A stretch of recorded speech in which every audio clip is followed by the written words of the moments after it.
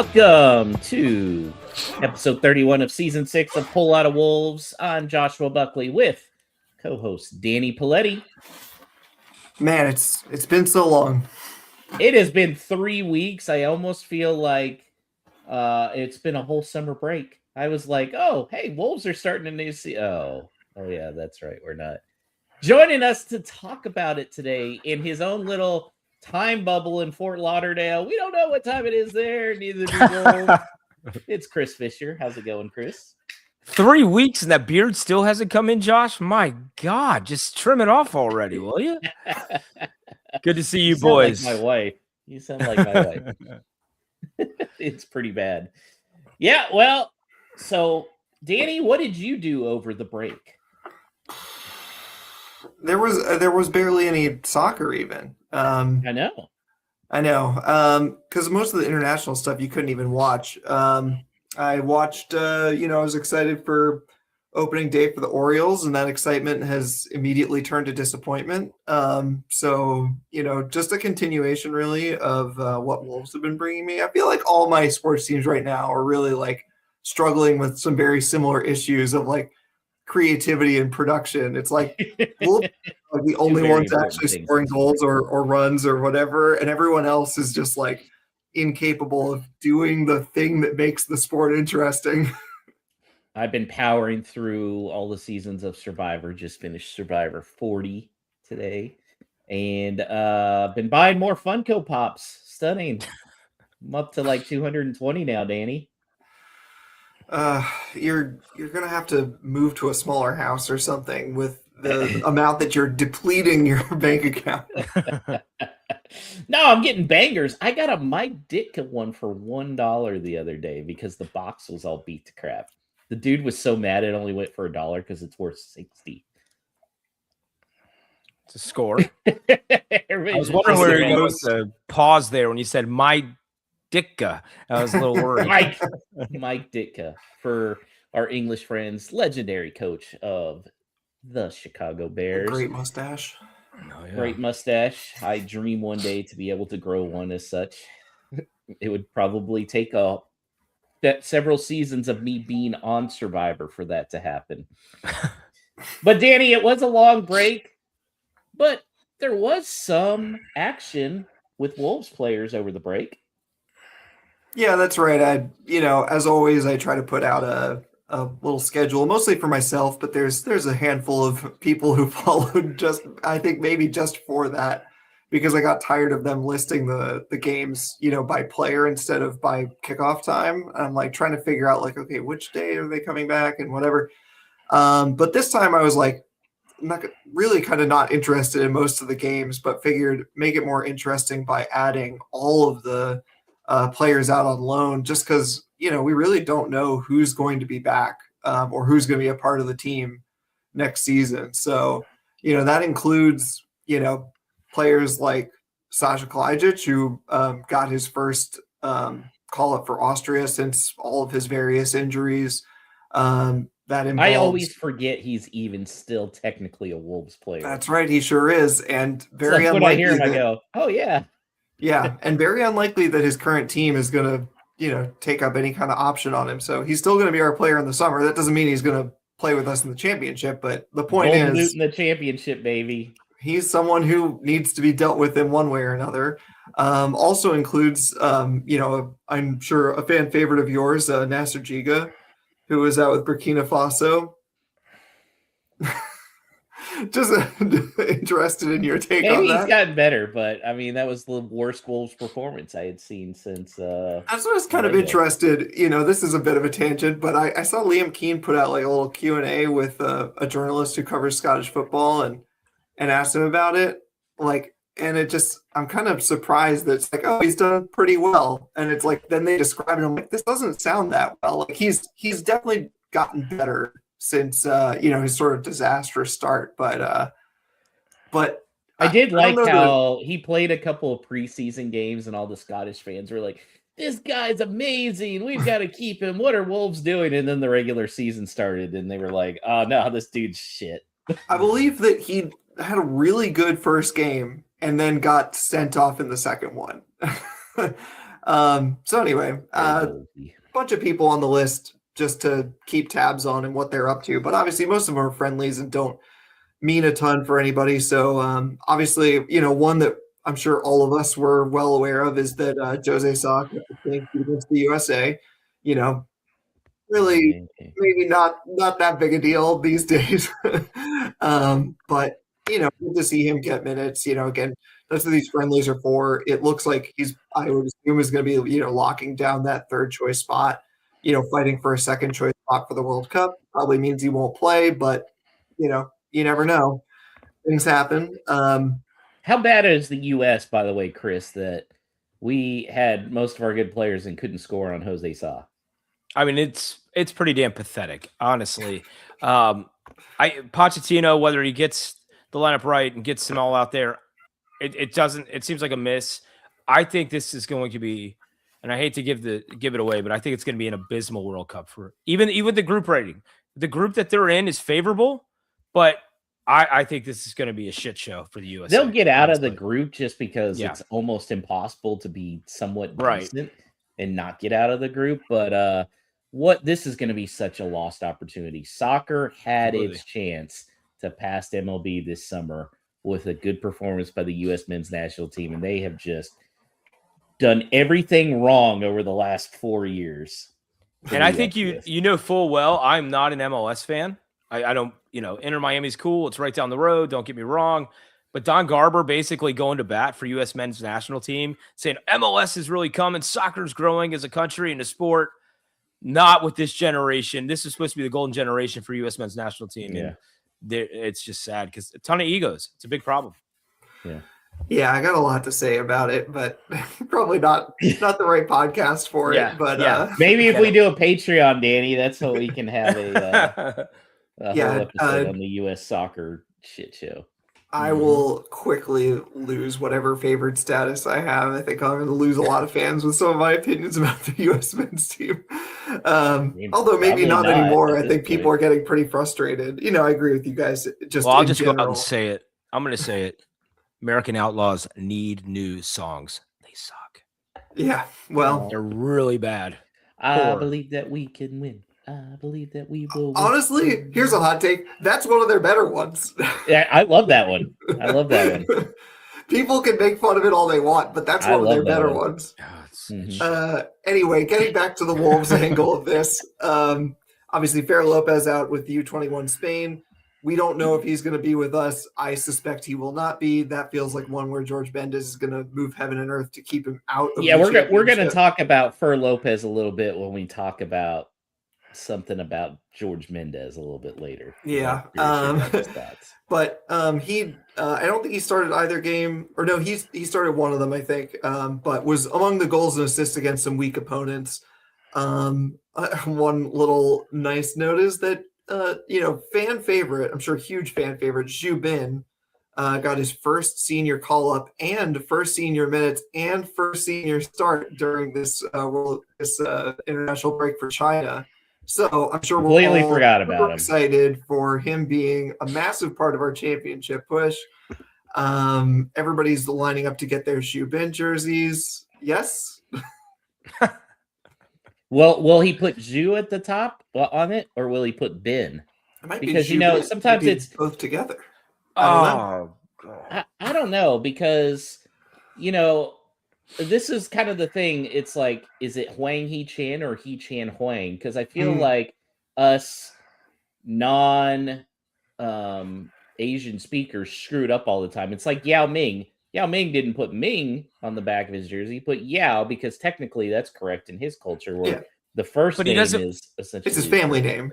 But he doesn't want to put Bin because then he just means trash. So that's terrible. I think that the British folk at the club will probably advise him not to use Bin. And then obviously Mateus Mane got called up to the Portugal U21 squad. This has been a talking point a bit just because obviously he has eligibility with England as well. He didn't start, but he got significant minutes off the bench in both games. I saw little bits and pieces of the highlights. It seems like, he was in and amongst it. He looked good, but obviously he's going to look good at U21 level. The more interesting thing is apparently there's sort of a significant persuasion campaign happening here, and he seems to have committed to Portugal over England, although obviously he's not tied to it now because he's still just being called up for the U21s. He could still and he would also, even if he was tied, you'd get that one-time exception as well. There's also the one-time exception, of course, but he can still freely be called up by England's senior team if he wants to. But if we are to believe what we've read over the last couple of weeks, it's that there's been a significant campaign. He's committed to Portugal. This included the U21s coach, the senior coach, the coach of the senior team, and also the president of the Portuguese Federation, all to get him to play. And kind of interesting. I mean, on the one hand, he's sort of gone off the boil a little bit for Wolves. I think just he's young and he's still finding his feet. But whether this is a good thing or a bad thing in terms of us keeping him. Yeah, it's really interesting. I mean, I think he's so key next year, either in the fact that he's going to be playing for Wolves and likely be the best player, or he's going to fund the entire transfer budget for the championship. Which they better not be selling him unless it's for a lot of money. I'm not that surprised that he's going to Portugal. I mean, look, England names-wise, they're pretty stacked, right?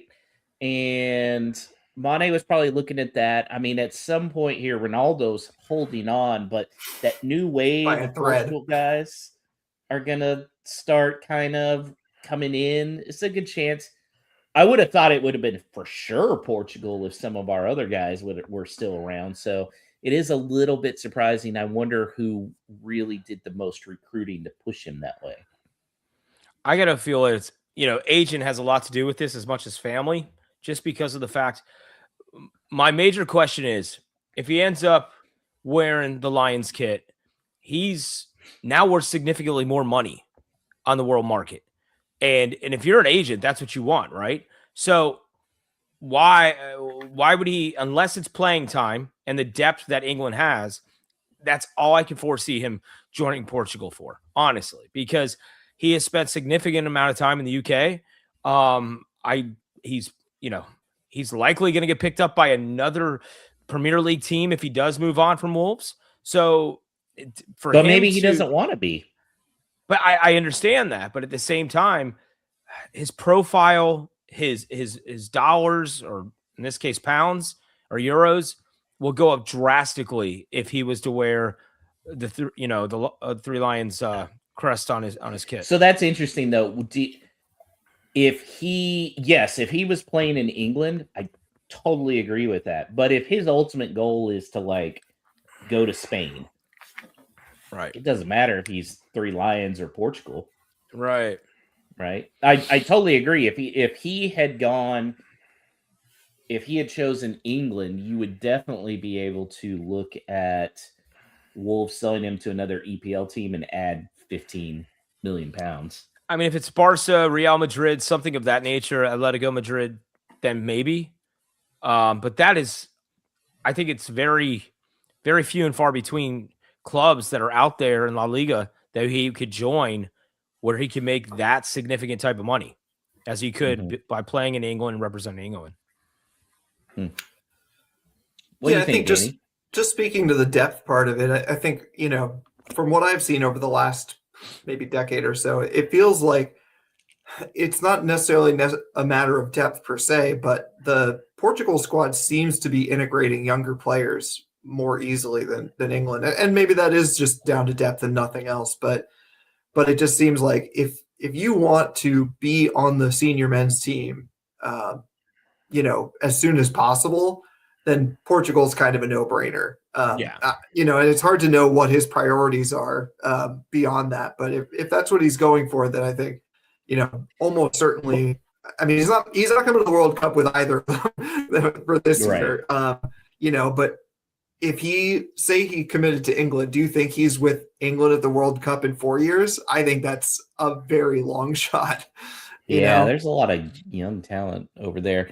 It's going to look so great when it's Vitinha, Ruben Neves, and Matheus Mane all lined up side by side at the World Cup in 4 years. Almost an entire Wolves squad. By that, in 4 years, I mean, Wolves will be shooting for Champions League at that point with Yeah, Mane. we all know yeah. this. Yep, Oh. 100%. Yeah, come on, guys, get All right. into it. I do And think it is interesting though if he is prioritizing Portugal because of playing time. That actually could bode well for Wolves because he's guaranteed like pin in the starting 11. Whereas if he makes one of these moves to Liverpool or something, he's not going to get that. So No. I actually think that's encouraging for Wolves that he is wanting internationally, where it's like, hey, I got a chance to get minutes and stuff. Yeah, I mean, I think to that point, short term for us, you know, if anybody out there is desperate to try to keep him, then I think this can only be a good thing. Because let me tell you, if the story had been flipped and there had been news coming out that he's committed to England, you can be certain that he's gone this summer. Yeah, and he would be funding that championship summer transfer.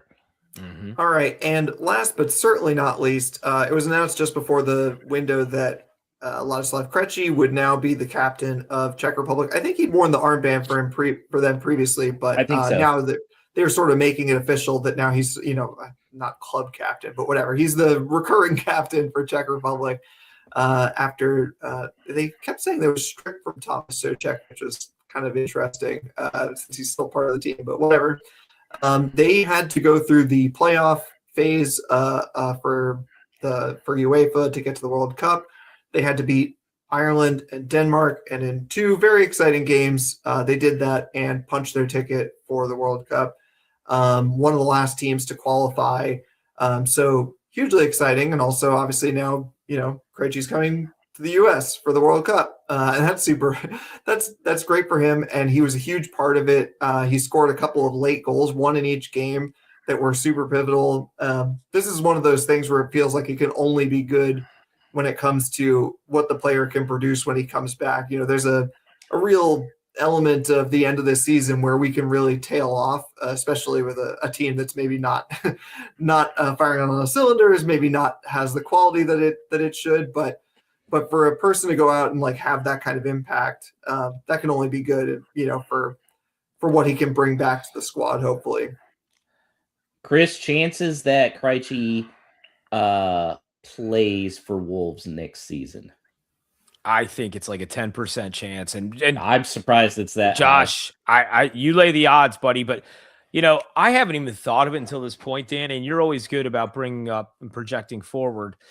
You know, God forbid we get to the point of maybe we might be able to avoid relegation somehow by some miracle, and all these guys lay an egg in the final couple matches just because they were worried about the World Cup coming up and not injuring themselves and not playing all out. That has never even crossed my mind until this point. But when you mentioned Krejci and a lot of these other guys, it's like, holy shit, what? Like, they could get us there and just quickly rip the rug out from underneath us. Krejci, I don't foresee him being, you know, in the old gold next year. I think he's moving on. He'll get sold. I don't want to say it's specifically into the UK. I think it could go somewhere else. I think it's Bundesliga, something of that nature. But I think he'll fetch, you know, a pretty pound or two. And I think that'll help fund, to your point with Matheus Mane earlier, help fund the championship resurgence. Yeah. You asked me to set the odds. I'd probably say the odds are of him staying plus 1,500, maybe even worse than that. I just don't think. Now the odds on Krejci leading Wolves in goals, so he has 2. Rodrigo and Tolu are ahead of him with 3. Which, God, it is April 6th, and our leading goal scorer is 3 fucking goals. Wild, right? Like, I remember that season where Podence and Neves had 5, and it was like, oh, that was awful. And then you look at this, and it's like, is anybody going to get to 5? I don't know. We're kind of running out of time. Man, I don't know. It would still be a tough sell. Probably, again, plus 1,500 for him to lead the team in goals. I came on here, first podcast of the season, And I told you guys the magic number was 43 goals. Yeah. Right? To stay up. We're at 22 now. So you're saying there's a chance. The final 7, 3 goals a match. We're good to go. Yeah. That's easy to me. I mean, Better if they're get their playing the shooting U.S. boots men's on. national team, you have a really good shot at it. Yeah. Oh, Lord. All right. And with that, of course, the World Cup teams are now set. Everybody's in who's going to be in. Obviously, like I said at the top of the segment, we don't know who's going to get a call up and who's still going to be a Wolves player next season or even, at the start of the summer. But I've put together a list here for you, Josh, with all of the, Wolves relevant teams and where they're playing. So let everyone know. Okay, yeah. So the first one is for Brazil. João and Andre, they are playing in New Jersey, Philadelphia, and Miami. Chris, you going to that match? No. Unless I win the lottery. I haven't looked at the prices. So yeah. Even more, do you think what are the chances of both of them making that squad, Danny? Low. Quite low. What are the chances of one of them making the squad right now? I mean, I think I'm pretty down on the chances just because I think if you're going to bring anybody to the World Cup, they're almost certainly getting called up in the window beforehand. And I think it's going to come down to an injury if that's the case. If you see Casemiro go down injured in the back end of the season, then maybe there's a chance. But I'd be pretty surprised at this point. Yeah, that's wild because there was a time at last summer where we thought that was the starting midfielder for Brazil. John Richter Bellegarde and Haiti, they're playing at Foxborough. Philadelphia against Brazil and Atlanta. Santi Bueno in Uruguay, they're playing in Guadalajara and Miami. You might be able to afford that one, right? Yeah, that one I do have my eye on, actually, believe it or not. Okay. Honestly, I love that. I'm sure that there's not like some massive Uruguayan population in Miami, but I feel like if Uruguayans are going to make the trip, that's probably the one they're going to. Bro, if they eat beans and rice, they're going to Miami, okay? So, there's a darn good chance that anybody and everybody's coming to Miami for the World Cup. I mean, Toadie's going to be here probably hanging out. The get-in price for that match is $339, which is really good. Not bad. That's really good. You getting a phone call, Danny? Nope. All right. David Mueller-Wolf in Norway are playing at Foxborough and MetLife in New Jersey.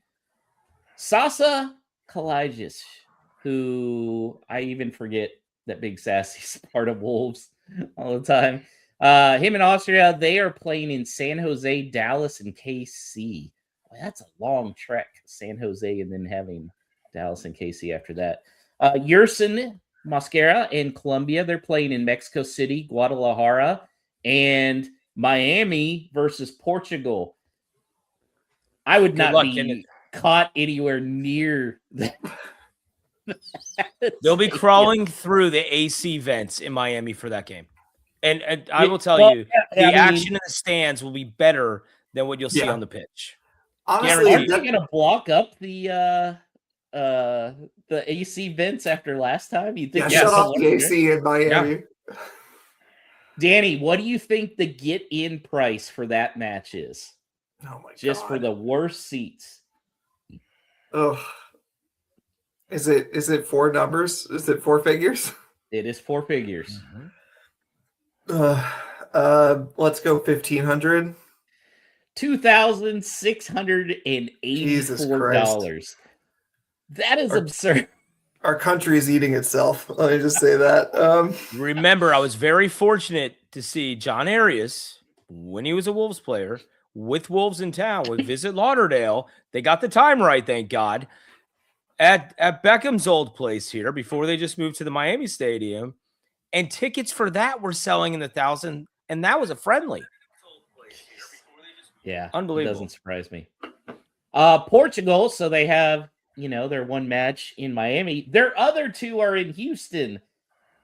which I'm not going to because the get-in price there is over $900. And those are against Uzbekistan and who else are they playing here? Yeah, I know. I didn't come up with a whole spreadsheet for you for Yeah, it's Uzbekistan and Congo. So Congo, the get-in price is $830, and Uzbekistan, the get-in price is $757, which that's on the $100 tickets, mind you. I would pay to watch Josh stand on his seat and just point during the Congo match, just like the guy in the yellow blazer. Yep. Dude, I can't Just leave stand the on chair. any seats. I know. You're Not so with my hip. hip. That's why. I mean, Portugal is like the one team at the World Cup where I feel like you're almost guaranteed to see a Wolves player. I guess Norway and Haiti. Those are the other two. Now, look, guys, I am going to be sitting there as it's a week out watching those. And I may even drive down to the stadium and have SeatGeek open. And if it drops under like $300, I'll probably be at the stadium. I'm not going to lie. It's, get to see Portugal. I'm not holding my breath, though. I'm not holding my, but you never know. Sometimes tickets plunge. So we'll see. Enzo and Paraguay, who I always forget Enzo's with us too. They play in LA and San Jose, and then they'll go home. England is playing in Dallas, Foxborough, and MetLife. Gee, I wonder how they got all the big cities, Danny. Huh? You should see your video. Oh, your video froze up, and you were like, ugh. What? Like disgusting. What'd you say about my my list? Huh? I said I'm surprised that they how did they get all the big cities? Whoa, shocking. Yeah, I know. Right. And then kind of all over the place again. yeah. And then Fer Lopez, he's not gonna play for Spain. I mean, Enzo isn't gonna play for Paraguay either, but we don't know anything. Yeah. Well, if he were, he'd be playing in Atlanta and Guadalajara. So Chris, are you going to any matches at all? I honestly not at this juncture, just because what the ticket prices are. I think on average, Miami is the highest by far. I think it's MetLife Stadium is right after that. If honestly, and I was talking about this with you guys beforehand, if I wanted to go watch anybody play, just because they're a fun team to watch, and I've been watching them off and on, and they have a huge following down here, I'd go watch JRB in Haiti. I would, wouldn't mind going up to Foxborough or Philly, one of those stadiums, and going to see them play because they're a fun brand. And I don't know, they could be a little darling of this World Cup. It could be interesting. Yeah, I know you mentioned Miami. I was really hoping that they would get MetLife in New Jersey, just like the Haitian population in New York. I mean, they're all going to make it down to Philly, I'm sure. But, if it was in New York, it would just be one massive party. And that's something I'd want to be there for. That's one that you go to without even a ticket. It's just like, I'm going to be in the area, in the vicinity. Yeah. Now, Chris, Haiti's playing Morocco in Atlanta, and the get-in price is $385. That's not it's bad. sad when we look at it and go $385. Well, that's not bad. That's not bad. That's not bad. I am lucky, as I've said on the show. I bought one of I won the lottery and got in on a pre-sale before the draw. Thankfully, I did not end up with Cape Verde versus Saudi Arabia. If I had done the second Saturday, I ended up with Netherlands, and they are playing Sweden. So that's gonna be a fun matchup. Yeah, I'm looking forward to that one. They all better pack the sunscreen. That's they're not going to fare well in the sun. Well, luckily it's a dome stadium. It's in a dome. I know that, but I'm just saying for the fans on the outside with the tailgate operation. Yeah. My seats, if I wanted to sell them, I paid $400 a piece. They're going for $1,005. It's tempted to sell them and then sit in the cheap seats, but I don't know. Look, guys, I know there are a ton of people. The whole ticketing process has been crap, but I hate to say this. FIFA's not the one setting the ticket prices now. This is supply and demand in America. No, it's not. I mean, SeatGeek is. But okay. I guess what you're saying, Danny, is they could have bought the tickets and resold them, in which case, yes, I would totally not put that past them at all. It is going to be, I know people are like, well, nobody's going to go to this World Cup because of the ticket prices. No, they're all fucking sold out. All right. Yeah. People are going to the World Cup. The issue is it has priced out the real fans. It's going to be a lot of Americans. They're like, oh, the World Cup's in town. Cool. I'd like to go to the World Cup. So the atmosphere is not going to be what it's been at any other World Cup. No. Completely. It's going to be full houses everywhere. So Yeah. anybody saying like, oh, nobody's going to go to these. No, it's going to be a full house every game. But it's also going to be a bunch of people coming from work and stuff like that. So I see the pros and cons. I'm excited about it, but I don't think it's any different than the argument that we keep hearing from the UK and the Premier League with all the tourists coming in and saying how the atmosphere is kind of dwindled off. I think we're going to see that firsthand with this World Cup. Maybe in not the Mexico portion of it, but definitely USA, Canada, that version of it. To your point, these are all in serious metropolitan 100,000, 90, 60,000 size stadiums, double the size of the stadiums in the UK, outside of Wembley, obviously. But, to get an atmosphere in a stadium that big is really rough unless you have some very loyal supporters. Josh, your Dutch game, those type of fans, they travel extremely well, so that's going to have a good atmosphere. I think Colombia is going to have a great atmosphere. Yeah, I've been to a Colombia game. It's insane. Here. It's insane. Yeah, you're going to have to pick and choose, the games, the Kazakhstan, stuff like that. If you want to say you went to a World Cup game, I think that's where the average fan's going to be able to get in at a much lower rate because these guys are going to have to dump tickets, and that's just what it is. Yeah, and I do think there are, you got to remember, too, the cities where a lot of these are being held are cities with some people with deep pockets. Miami, New York, Houston, LA, Dallas. Those are cities with very deep pockets, and I guarantee you a lot of companies probably bought a lot of tickets because it's going to be very similar to what you see out here, at least in Houston. So, perfect example. The Astros opened the season last week. My wife and I got tickets from one of her vendors last Tuesday. We had club level seats, and we got seats to go into the free all-you-can-eat buffet lounge with an ice cream bar and a taco bar and everything, and that was free. I think you're going to see it's a corporate event now. It's like the Super Bowl. The Super Bowl has become a very corporate event as well. Yep. And so I definitely agree with the people that are saying they've outpriced the fans completely, 100%. But anybody that's saying nobody's going to go to this World Cup are completely out of their mind. Every game's going to be, every game is sold out, but every game's going to be a packed house. It's going to be sold out. Well, they're already sold out, right? But maybe ones like Cape Verde, Saudi Arabia will have some empty seats that people just end up having to eat.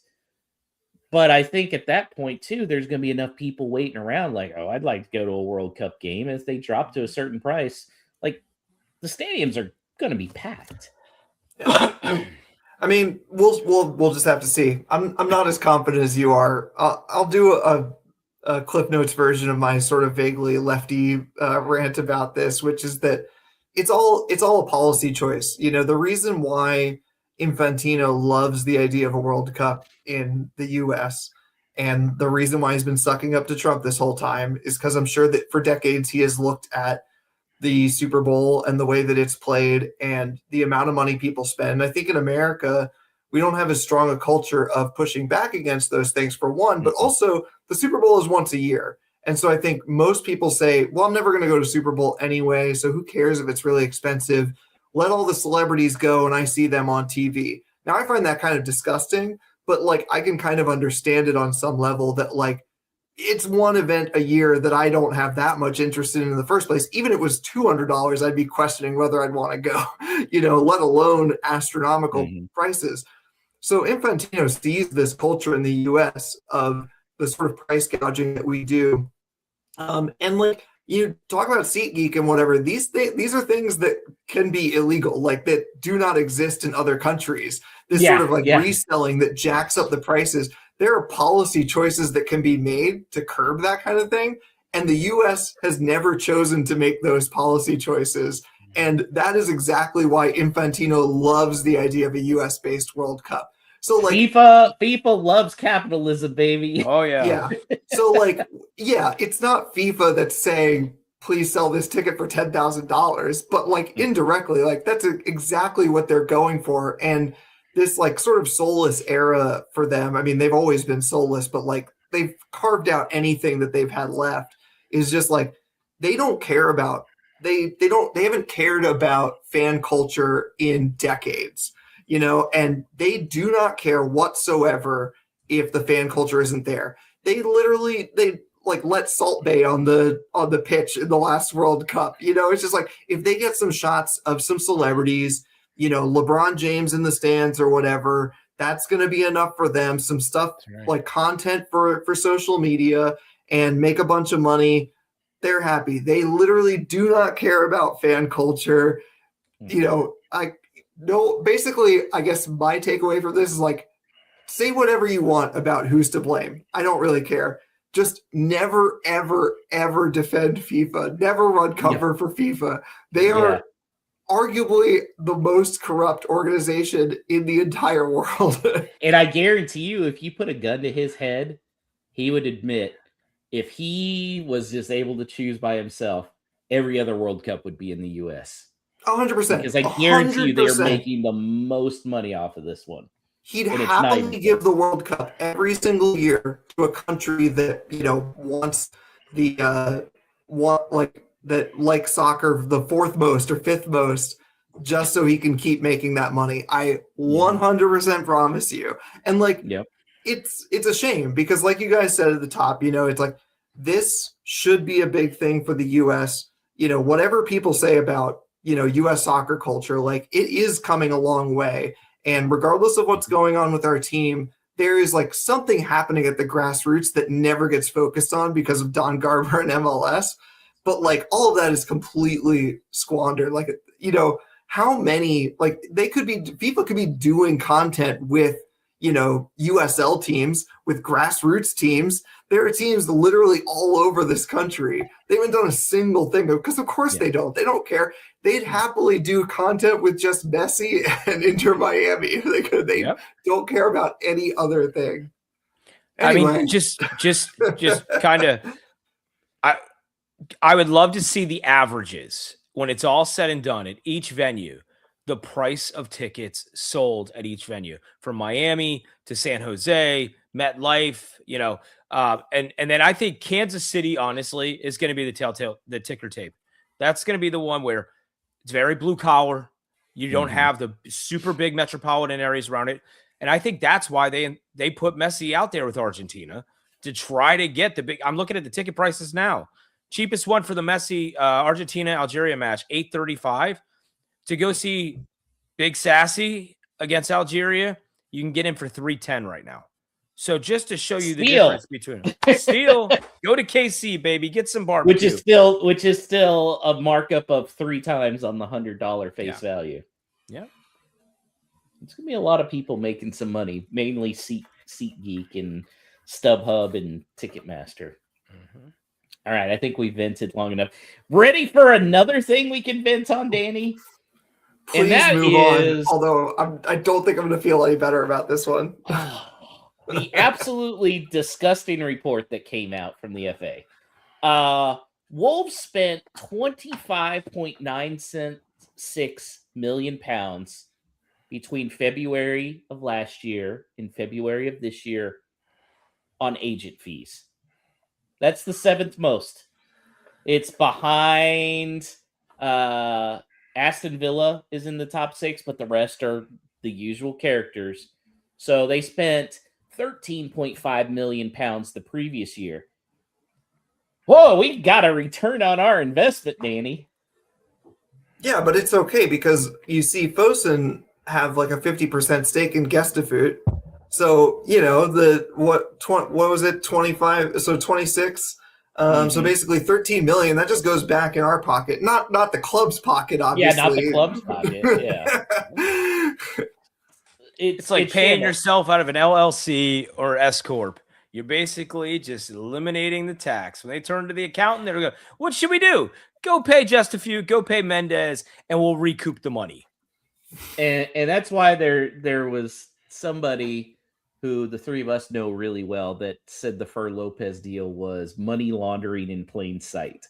And I think you see that number and you see Fer Lopez and you go, that's 100% what it was. Yeah. I mean, this is number one. I assume we had to pay agent fees as well for getting rid of Cunha and Aït-Nouri, which is absolutely preposterous that the selling club has to pay agent fees. And I know that if this was broken down, it would be part of it. Right, Chris? Yeah, and how much more does that piss you off on what they sold Ryan Aït-Nouri for? I mean, they sold him for peanuts, and he was worth well more. I don't want to say double, but shit, at least 70, 80% more than what they sold him for. So that's bad business. Jeff, I think, was just scrambling. I think he's got Fosun chirping in his ear, telling him, listen, you got to get the numbers down for the cost of the team. Let's put the money back into Justifoot. Let's put it back into our pockets at Fosun. And, you know, they're still chasing these lawsuits that they owe money for. And now another sell-off we're right around the corner from. So it's a big shit show. And a reminder, too. It's a big she show at this point. Yeah. And a reminder, too. Justifoot still has a suite at Molineux Stadium. Mm-hmm. Yeah, of course. Yeah. Mm-hmm. I wonder if that's included in the agent fees. Probably not. Danny, people wanted to get in bed with George Mendez again this summer because, oh, look at what he did 7 years ago. I warned against it. You warned against it.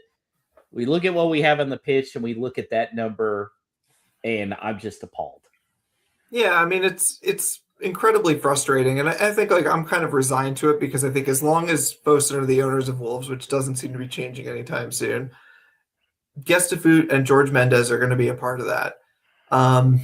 The only minor hope is that you have like a chairman who can exercise some sort of discretion and have some sort of distance and say, yes, we're going to rely on George Mendez as an asset, but we also have this in-house recruiting and scouting network. But it's really hard to see that when, we're not, Fosun is not like out there looking for, a chairman to replace Nathan Shee, who is like, established in the English game. They went to Club Med and found their next executive, So like, and I'm not like trying to cast aspersions on Nathan Shee before we know anything about him. He hasn't quoted Three Body Problem yet, so he seems more lucid, certainly. But the point is that like if they wanted to truly change tactic, I think we'd see a lot more movement than that. So I'm not super optimistic about it. But it's just my reaction initially, which obviously I've put out there for anyone who cares, was that this was something we talked about during the whole debacle with the Wolves women thing where they, sort of didn't put in the paperwork and whatever because it was going to cost them because there are requirements when you go up to, support the club in a certain way to have certain, people in place to take care of the players or whatever, go full time. And all of this amounted to like £1 to £2 million. And we made the point at the time that like, Wolves had spent £12 million on agent fees the previous year. Now we see it doubled basically. And it's just like, there are parts of this club that are being neglected. And I'm not just talking about the women's team, there's the academy, which we know has like, not been at its best for a while now. There's obviously Molineux, which we've been talking about for forever. And it's just like, this just feels like such wasted money. I mean, like even just in the basic sense of like, are you getting a return on your money? Like we're 7th in the league for agent fees and 20th in the league for actual football games. But so yet I'm sorry, Danny, to cut you off. Yet they brought the academy players to China for the tournament. And it just seems like more lipstick on a pig situation where they're just trying to gloss over it all. But no, please carry on. I just got to throw that in there too. Well, the agent fees themselves in soccer just infuriate me. And Chris, you and I have both covered pro sports, so we're familiar. We've talked to agents before. We know how it works. American sports, Almost all players have an agent. Some negotiate the contracts themselves and then have a lawyer look over it to help out. Agents get paid off of what the players get paid. So, they get 5%, something like that. You see that, movies, actors. The fact that these agents get money in sales and then get money in the contracts is absurd. And one of the problems that I've said with baseball, and the reason there's going to be a lockout, is because baseball is made up of players who are very uneducated because they can go straight from high school, or they're signed as 15, 16-year-olds in the Caribbean and then brought along. They don't understand like economics and, stuff like that. And that's what's being to a worse extent, it's what's going on over there. Because here these kids they're being spotted, put in academies, age 14, 15, and they're just having to trust their agents. They don't know any better. I wouldn't know any better at that age. And Josh, you better keep growing that beard. You're gonna have to go in the witness protection program because you're calling out the whole system there, and you're dead on with it. I mean, baseball is going to have a lockout because players are convinced the salary cap is not best for the sport because that's what their agent is telling them. Correct. And I feel like it's even worse with soccer players because they listen. Fer Lopez is a perfect example. That kid was not fit for the EPL right now. There is no way he should have moved, but Mendez and his boy, oh yeah, no, this is a great move. Mendez lines his pocket on the sale. He probably lined his pocket on the loan. He lined his pocket on the contract, and the kid's miserable and in and out of his depth. And there are so many international kids that are being taken advantage by these just despicable I'm sorry. Soccer agents are despicable human beings.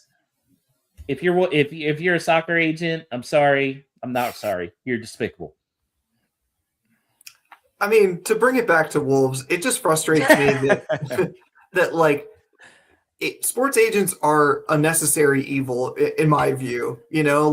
They represent, as you said, people are often too young to really make these decisions on their own, and that is an important role that they play. However, what's frustrating to me when it comes to Wolves is that it feels like for the last several years, we keep talking about since COVID, but honestly, it's kind of Jeff Shee's tenure is this kind of weird naivety about their role, where it's just oh, well, whatever George Mendez says. And it's I know that he's your friend, but agents aren't your friend, man. No. They're just especially they're not, that agent. Yeah, they're not your friend, and that's fine. You can have a working relationship with a person who their job is kind of to screw you over. That's as long as you're aware of that. It just feels like this whole time we haven't been aware of it, and we've just been yeah, take advantage of us whenever, and if we get a good player every now and then all good. It's just what are we doing here? I think your next time you have a 3-week break for a whole lot of Wolves pod, we need celebrity deathmatch, Infantino versus Mendez. Old MTV style. That would be incredible. With the little claymation. Yes, claymation it up. They'd both be, instead of throwing punches, they'd be throwing money at each other. Yeah, making it rain. Are you kidding me? Smacking each other with $100 bills. They both suck up the money. They got to be getting money. Sure. One would be throwing the money, and then they'd be grabbing the other. I mean, I can guarantee you, without knowing anything about either of their careers, really, I can guarantee you that Infantino has made money off of George Mendez in some way or another in his life. Just knowing how these organizations work, there's no question in my mind. Anyway, we're getting off the. By the way, this report as well makes me appreciate João Gomez even more because his agents were trying to push him to Marcel. And he said, no, I already committed to Wolves. There are very few players that are pushing back on their agents. Mm-hmm. And João Gomez was one of them. That's why even if when he leaves this summer, Wolves legend in my mind. I'll love that guy forever. Yeah. Andre says he wants to stay. He said that on his Twitch. I say bullshit. Danny? This was a fun one. I threw this one in just because it really came out of nowhere. Andre just started streaming like gaming. He just like made a new Instagram account too for like his gaming content. He mostly plays FIFA, obviously. Not something that really interests me. But then I was just scrolling one night over the weekend, and a whole show's like, by the way, he just said that he wants to stay at Wolves and he could stay another 3, 4, 5 years. Yeah, okay. I Smart mean, guy, not burning bridges. yeah. I mean, it's the easy answer, and I sort of, Dave Azzopardi already put out a video on this, and I sort of take his sort of feeling about it, which is that like it would be amazing if it happened, and it's not impossible. It's very possible for a player like him to say, "Screw it, I really like this place. My kids are happy here. I want to help this team get promoted." But that being said, it still seems incredibly unlikely. For one, that's the easy answer. He got the question in the chat, and I'm sure he was just saying something nice. Doesn't mean he doesn't like Wolves. He might actually quite like Wolves, but doesn't mean he won't leave. And then also you have to consider if there is a big money offer for him, what would be the smart thing for Wolves to do? They could be greedy and just take the money. But it could also be a very good reason to take the money, which is to help rebuild. If you think that you can get, 2, 3, maybe even 4 players of good championship quality for the money that you're getting for Andre, then it might feel worth it. So, I mean, it's just kind of nice to hear that he's happy and, would give that lip service anyway. And I'm at least a little bit excited if he really did say, I mean, like, just because that'd be so fun, like him being in the championship, he'd easily be one of the top players in the championship automatically. And that would give me something to look forward to. I mean, there is something to be said for happiness. I do think if Jeff Shee hadn't kicked Raul out the door, Raul would still be here. 100%. And I still maybe think, not still, but he would have stayed longer. I think he would still be here. I don't think he would have ever asked to leave. Right. Fair. And I still think too, even with Wolves going into the championship, if they had a chance next year, he would highly consider coming back to Wolves. They're not going to pay his wages, but right. I could see him doing that. Yeah. I think that's a pipe dream, and it's a lovely thought for nostalgia, but in reality, there's just no way. He can make so much more money somewhere else, even going back to Mexico and playing professionally there. Going to the U.S. is where he's going to go. That as well, yeah. You're dynamo over there, Hector Herrera is back, and him and Raul are BFF. There you go. Great. I may have to get season tickets if that's the case. I don't know if you're going to afford them after the World Cup. Yeah, yeah, right. Guys, there's a game. It's not a Saturday game because, of course, why would it be a Saturday or a Sunday game? It's another Friday game. 3 p.m. against West Ham. Is this Wolves' last stand? Like this is as must win as it gets, right, Danny? Yeah, I mean, pretty much. Like I put in the show notes, of the 3 teams that we have to surpass in order to stay up, West Ham probably on the best form of the 3. Sorry to Chris Fisher's lady, but Spurs are at the bottom of that tiny little table in terms of form. Yeah, so I it's the dream is basically dead, but if it is to survive at all, then a win here is necessary. So that's some sort of comfort in a way, is that I feel like we'll know one way or the other. If we win, then we live to fight another day, and if we lose, then we all get to start thinking about a rebuild. I mean, look, I'm just gonna throw it out there. They beat West Ham. They beat Leeds the next week. That's 6 points with Tottenham, Sunderland. I know Sunderland's, but that's a home match for Wolves. I'm not ready to give it up. If they win the next 2 games, I might start believing. Chris? I really hate to cut your heart out, but I'm just going to read this quote. Adama Traore, signed in January by Hammer's boss, Nuno Espirito Santo, who also managed him at Wolves, added, "I love the identity of this club. The fans, they're so passionate like myself. I want to play and do well under a manager I know." It really sucks when Josh, you and I's favorite player, is sitting there saying that about Always Nuno, will be. the living legend, and we're going to go up against them and screw them. You know, honestly, screw them at this point. Let's make history and make a run at this. Yeah, they're coming off a tough loss in the FA Cup on the penalties. You know, they showed pretty well in that match, but you know, I like the way we've been playing. I like what Adam Armstrong has said about, you know, the locker room and playing together. You know, he likes how this team is oriented mentally. So, you know, Krejci, Danny, to your point from earlier, he's going to be coming off, you know, a big successful run there. So maybe Joao Gomez, Andre, these guys got something to prove to Brazil before the World Cup. You know, who the hell knows at this point? But Rob's got him moving in a much better direction. And I would love to see him stick it to Nuno and Adama and Kilman and all those guys and say, sorry, boys, your time here is over, and we're moving on up. So, like George and Wheezy, that'd be lovely. On the other hand, you know, we're supposed to record, you know, a week from now to react to that. If Adama sends us down, you know, I think we might have to delay that for Josh's sake. Yeah. Yeah. Josh may be calling sick that day.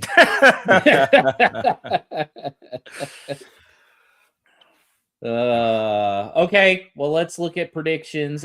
Prediction board. I've got 27. I'm running away with this. Danny, you've got 19. Alex has 13, and the guest spot has 13. So, Chris, where are you going? Oh, this is a tough one. You know, we got to have it. And I think Nuno's going to know that as well going into this. And it's going to be, he's got West Ham playing better. You know, they're on the brink of crawling out of the relegation zone. So, with all that being said, I like the way we've been playing lately. We're going to have to get some damn goals. Yeah, I know. But, you know, we got to figure this out. We got to get some more goals. Hopefully Mane's leg's a little bit fresher this time around. You know, they were wearing out there at the end. So, you know, screw the hammers. Fuck the bubbles, baby.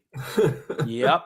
I think we go in there and pop their bubble, the 2-1 victory. 2-1. Okay. Danny? Yeah, I don't. Oh, the catchability rankings are going to take a hit here, I think. I don't feel great about it. I put more stock into the Nuno has them playing better, and they actually see a chance, especially with Spurs sort of flatlining. Yeah, I don't know. I have no other explanation other than that to say 2-0 West Ham. Oh, not only a loss. Oh, yeah. Come on. Oh, that's brutal. It is at that shitty ass stadium. It'll be Jared Bowen as a parting shot to us. You know what? Let's go crazy. I'm going to say Wolves 3, West Ham 1. Wow. Wolves are fresh. They've been on the training ground a lot because nobody got called up. Or on the beach. Yeah. Only 18 more goals to safety after that. So that'd be great. We'll see. I'm still believing. There you go. Although, look, they're going to get relegated. We know this. I know this. But they're not going to finish 20th. I will guarantee it. They will not finish 20th. All right. Take that. Okay. Group meetups. Michigan Wolves are meeting up at Doyle's in Plymouth, Michigan. That sounds exciting. If there's any other ones, be sure to let us know so we will drop you guys a line, say where we're meeting up. I know there's still a bunch. New York, Atlanta Wolves always meet. But yeah, Michigan Wolves at Doyle's. Do you know if any of your area has one, Chris? Well, funny you should ask. We are in the midst. It's on its way being here. Should be arriving soon. We are starting South Florida Wolves. Ordered the flag. It should be here in a couple days. It should. I need a pin for my cowboy hat. I've got the pins ready. And also hope to premiere it at Premier League Fan Fest coming up, which will be the weekend of the 17th, 18th, 19th in Tampa. We have done a great job working with Joe, with Michigan Wolves, David, with New York Wolves, and the Florida Wolves here to get this going. I'm going to lay out the schedule for you guys real quick, but it's also on Wolves USA on Facebook page. We got it all over social media. Thank you very much, Mr. Danny. And look at that. We got it on the screen. Bango. So Friday, 5 p.m., the welcome party at Lighthouse Beer Garden, right in Sparkman Wharf on the water in Channelside. Really lovely venue. Then we'll go up and tear up the town. But don't be too hungover. 6:30 a.m., Premier League live at Armature Works. And that's going to be a lot of fun. 10 a.m., the kickoff against Leeds. They suck. So we're hoping to walk out with must win. Hoping to walk out with 3 points. Walk just 2 to 3 blocks over to Woven Water Brewing Company. Got to like the alliteration with Wolverhampton Wanderers. They are also gold and black as their colors. They're opening up. We're going to have a fantastic feature with Wolves there. Ryan Bennett will be joining us for a lovely Q&A session there. Take some photographs. Please don't tell Ryan Bennett all the stuff I said about him the first season, a whole lot of Wolves. Absolutely not. Then we're going to go to the historic Columbia restaurant for dinner that evening, right in the heart of Ybor City, where famously made cigars for decades. And then Sunday, we'll wrap it up with a beach day out on Clearwater Beach at Frenchie's Rockaway Grill. Get you a grouper sandwich and an ice cold beverage. Nathan Shee probably has some Club Med beverages sitting there that are left over. So it'll be really nice and fun. But it's going to be one hell of a time. We've got some not only Ryan Bennett, some special things coming with Wolves. When they come over, they're going to have some presents and prizes for everybody. And then we're also not only the pins exchanging that.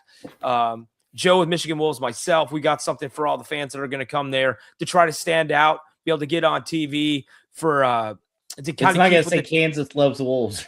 No, but we're going to keep with the kind of the pirate theme, if you will, of Gasparilla and Tampa Bay.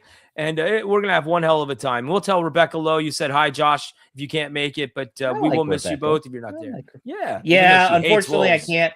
But a big thank you to Chris and Joe Deluski. Man, these two guys have put in so much effort to really, in what's been just a miserable season, these guys have still worked their butt off to make it a good fan event, to make their Wolves presence.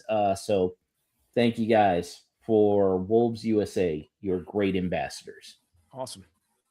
Yeah, you guys for what you do. One little added thing to that, neither of us can make it, Josh and I, but we were both at the one in Nashville, and it's such a fun event. I mean, it's, obviously it's, the very corporate Premier League mornings, etc. But what's really fun about it, especially for a club like Wolves, is that people kind of come out of the woodwork. We hope a lot of people hear this and, see the schedule and get excited. Go meet Ryan Bennett. I'll say what I said in the group chat. If his shirt isn't tucked in, I'm going to be really disappointed. I don't care if he's on the beach. Shirt got to be tucked in. But anyway, when we were there for Nashville, just like people came out of the woodwork, people we weren't even aware of. We don't sort of flatter ourselves to think we have every reach, in the Wolves community. There's always people there, people that, weren't even on the Wolves Facebook page, that aren't on Twitter, that aren't anywhere. They just came out to hang out with Wolves fans. And that's the most fun thing, is these people coming out to support the club. Everybody knows what our ultimate fate is almost certainly going to be. And it's really fun to see these things come together. Chris, you and Joe putting this together for sort of a sort of last hurrah for the Premier League potentially. But, you guys are going to have a great time. And I just want to add this to it, and not just with Joe and a lot of, honestly, fans across the country that have done this over the years and putting these events together and working so hard on it. But the great thing, and I don't know if a lot of people do know this that have had the opportunity to talk to folks like Todd with Wolves, how much the people at Wolves, at the club themselves, are really looking forward to this event, knowing what could be on the horizon for them, but just the opportunity to come over here to USA, to kind of help spread the brand a little bit with us and to be able to intermingle. Really some enjoyable people at the club, the opportunity to work with them. So Todd Newton. Thank you to them very much. Shout out Todd Newton. Newton's fantastic. Fantastic. Yep. All right, Danny, we got some no stupid questions. Yeah, we got one or two. Of course, this is the part of the show where you, the listener, can ask anything about the wonderful club that is Wolverhampton Wanderers. You can email us at wholelotofwolves@gmail.com or reach us on X/Twitter at WLWpod. You can also try to Facebook message us, although Facebook Messenger is all kinds of broken. But yeah, reach out to us, either Josh and I also. You can always ask us a question. If you're watching right now on the stream, try to take some questions as they come in if you feel moved. From Chris Wood in Columbus, one of the OGs, really. I mean, he's the sort of godfather of the Facebook group in a lot of ways. WWFC Ohio on X. What one thing would you do if Wolves managed to stay up? And I want to add this answer that Drew freaking gave. Our friend Drew Breyer said, seek out fans of the relegated teams and troll them mercilessly, which... if we were to stay up, I feel like one of those fans of the relegated teams would be inside your very household, Chris. Yeah. How about? Oh, your mic cut out, Chris. You turned it on mute.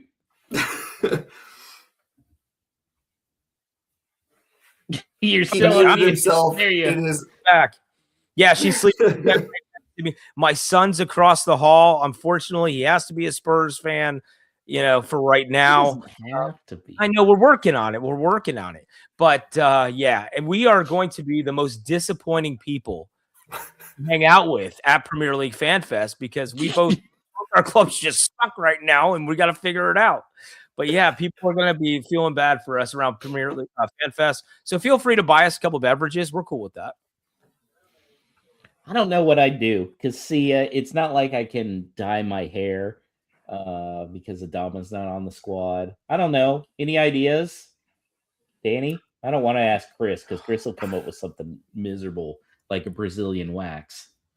See, I wasn't going that way, like where I'm going to do something ultra crazy. I feel like this is one of those, like after a long day of work and you just have a beer, like, as you know, my previous antics when we used to win games, going up to my local brewery and enumerating all the various beers I was having. I feel like this is going to be more one where I just sit down with one beer and say like, oh, fuck, it's finally over. I got it. Here's what we're going to do. We're going to get on one giant Zoom call and we're going to go to our local pubs and we are all going to have a shot of Malort together. Oh, led God. by, why did you have to led say by Todd this? Wow. Led by Todd DeWitt. Yes. Really Dirt mustache. Yes. If I must. Not all of us are blessed with the genes to have amazing beards, Drew. Shot of Malort, Danny, you're in. Chris, you're in. Good. Oh, I mean, look, if I could be pressured into anything, if the condition is if Wolves stay up, will you do this thing? Like, there's a lot of things I would say yes to in this moment. We could, or a four horsemen, Jack, Jim, Johnny, and Jose. They've all pretty much played for Wolves, so there you go. Finish it off that way. Oh my God. Joe Deluski's asking in the chat, what's the best response to give other attendees of the PL Mornings event who give Wolves supporters shit for relegation talk? We still have the best logo. Yeah, we're esports champs. You'll never see that. Esports champs. Oh no! Premier League China Cup. I'm sure that they have not lifted that one. We've got bull. You got bullshit. Yeah. Or maybe just read them some three-body problem quotes, Yes, I'm sure maybe I'll come up with a few quotes. Maybe that's a segment next week, Danny. Coming up with responses for people that come to Shit Talk Wolves. That's what I'll do. I'm going to spend the week researching. Oh, I like that. Yeah. Let's put a pin in that. All right, and to round it out, Josh, you had a hypothetical that you wanted to walk us through. Yeah, but I want you to read the question because I want to answer the question. Okay, so from Josh, Pochettino said that the U.S. men's team has no players that are in the top 100 in world football. Obviously, that's largely because our best athletes play different sports. If you could pick any current American athletes to have grown up playing soccer instead of their current sports, which four would have been the best additions to the U.S. men's team at each position? Okay, so I went through, gave it some thought. So forward, midfielder, center back, keeper. Yeah. Or we'll just say defender, keeper. Yeah, so I'm going to start with defender, and I'm going to say Mike Evans. Now, there is a personal reason for this. I've known Mike Evans since he was a sophomore in high school, and that kid was the Dennis Rodman of high school basketball. Just nasty, loves to do the dirty work. It carried over into the NFL where he's been a receiver with the Bucks. 6'5". He's just mean. He's mean and loves to do the dirty work. I think he would be great in like a Virgil van Dijk type player. Just be great there. Midfielder, I had a little trouble because I was thinking of a player, trying to think of somebody that you want somebody creative, right? Somebody that can see past stuff. And so originally I thought, well, maybe quarterback wise that can run a little bit. I thought Mahomes, maybe. Mahomes has a little bit. But I ended up going for somebody that still can find the open holes. And you'll like this, Chris. I went with Saquon Barkley for midfield. Okay. Really like that. At forward, I said Derrick Henry. Because can you imagine him steamrolling towards some center backs? Now, I do feel, let me preface this by saying, I feel like over the last 20 years, if any American athlete could play soccer, Allen Iverson would have been the greatest American forward ever. And it wouldn't even be close. Allen Iverson. I think it'd be a 9 but I went the all day. different. Yeah, but I went the different route here because 10, Henry does have that top line speed. He's physical. He'd be a great target number 9. I feel like he'd be really good there. Those first 3 were football. The last one I'm going to say basketball, and this might surprise you guys. But at keeper, LeBron James. LeBron could honestly play any of the positions. If his athleticness, if he had decided to go not basketball and soccer, but I think with his size and his defensive awareness, I think he'd be a great defensive back, but I think he'd be an even better goalkeeper. Can you imagine facing him in penalties with his 7'3" wingspan? Danny, you act like you don't agree with that one. I won't say that I'm an expert in any of this stuff, but how many 7'3" keepers do you see in world football? Because they're all playing basketball. I don't know about that. I think he'd be good. You got any additions, Chris? Oh yeah. All right. So everybody knows I'm a diehard Philadelphia Eagles fan too, right? So I'm going to go with my favorite player of all time. At center back, Weapon X, Brian Dawkins, the Wolverine, because he could knock the shit out of anyone. He was Brian Dawkins. An aggressive defender, was always around the ball. I should have put current players, though. Oh, okay. Not all the time. Okay. Obviously, I would have. All right, then I'll go old school. And then midfield, Josh, right along the lines. Creativity. You need somebody who can deke and dive and do some crazy things. I'm going to go a little white chocolate. Jason Williams. Cutting through the defense. I think he'd be amazing. A little, instead of doing the elbow pass, a little off the knee pass to somebody else, he'd be amazing. And then you got to go with the GOAT. I mean, could you imagine the shit talking that Michael Jordan, him on headers, he would be amazing. Electric up top. And then in the net, I'm going with the hick from French Lick. I'm going with Larry Bird. I think his shit talking would be incredible. I think he would make Emmy Martinez seem like a preschooler. I think he is a preschooler.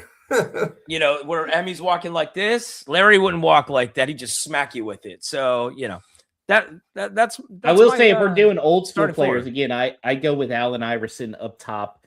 I think a defender Dennis Rodman would be nasty. Oh, that's a good one. As a defender, my favorite player.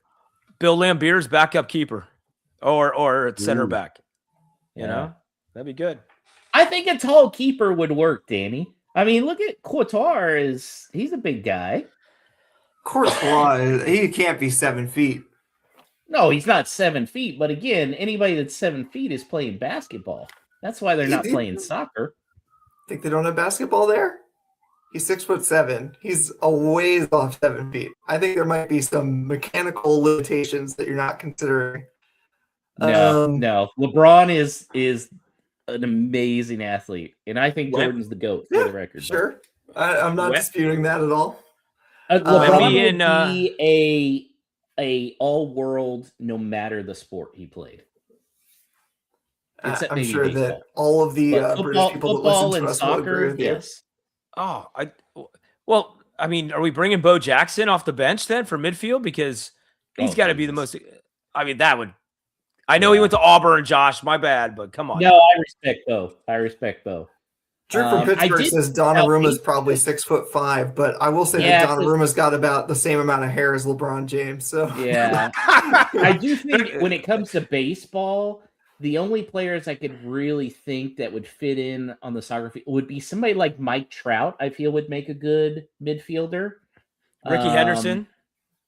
No, Ricky Henderson at forward would be crazy, man. And you want to talk about the shit talk? Holy cow! Oh, yeah. Ricky gonna score a goal. Ricky just scored a goal on your ass. Ricky gonna score a hat trick. Yep. All right. Well, that wraps up No Stupid Questions. I do want to shout out Drew from Pittsburgh in the chat, who of course tried to raise my blood pressure again by saying worst investment agent fees or Jeff Shee's six-figure raise. Yeah, that's right. We missed one of the news stories from this week because I couldn't bear to talk about Jeff Shee screwing us one more time.